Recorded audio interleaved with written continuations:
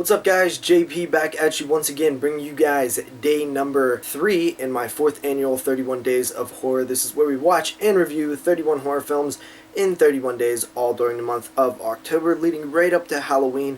Of course, this year, as I mentioned, we are doing the entire Universal Monsters box set. For day number 3, going in chronological order, we have 1932's The Mummy. The film opens up in 1921 following a expedition in a ancient Egypt tomb where they find the tomb of Imhotep, who was buried alive for committing some sort of crime of the time. We have a young member of the expedition who reads aloud a scroll in which he finds in the tomb, which brings back Imhotep to life and makes the young lad go insane. Flash forward 10 years later, we have another expedition in Egypt. Of course, it follows the same people who were around in the first expedition 10 years ago. Then we find out that Imhotep is actually disguised as a modern day Egyptian, and he is also in this area. He is looking for one thing, and that is his long lost love, who is now reincarnated into a beautiful young woman. It's up to the professor and the rest of the team to stop him. Right away, I gotta say that this film is one that I actually really did enjoy. I found that the setting, the ancient Egyptian setting with the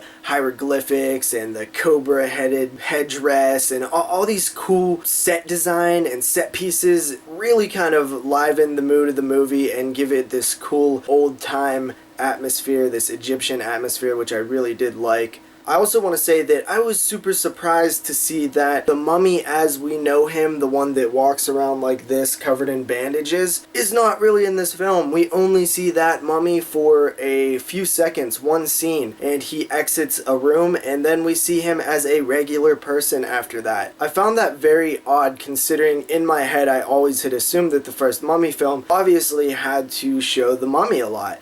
But the mummy that we know probably didn't really happen until the sequels. I know that there at some point there has to be that version of the mummy because that's kind of the version that everybody knows. So I'm curious to see where the sequels go in this one. This story is pretty basic, but I still think it's pretty effective. I found that this one didn't really drag all that much, even though there's not a whole lot of like kills or exciting moments. It's really kind of slow and tame, but I just like the atmosphere and the build-up, and the build-up was pretty good. And when you finally get to the end and they're in this tomb with all these hieroglyphics and this ritual taking place, it's actually very well done, and I did like the whole end scene. I kind of like the look of Boris Karloff as the mummy with sort of this old age makeup look to him. He's very creepy. It's very effective. I do wish that the film would have focused a little bit more on like the mummy attacks or something like that, but it's kind of a different film than you expect, but it's still pretty good. I enjoyed it. Probably the only negative that I could think of is just that it is very slow.